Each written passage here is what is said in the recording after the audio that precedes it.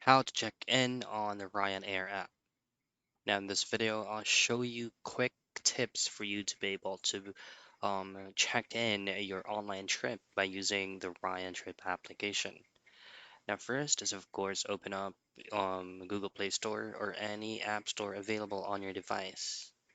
From there, just simply type in Ryanair, and this is the application that you need to download.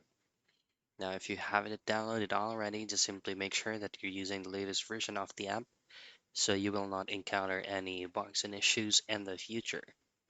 Of course, open up the application. Now below you should see four options, which is going to be home, assistant, check-in, and more.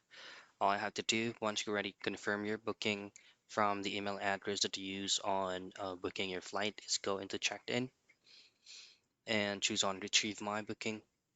And from here, you just need to access the email of your flight confirmation because you need your reservation number and as well as your email address. Just simply copy your reservation number from your flight information into the email address that you use and then input it on the reservation number page.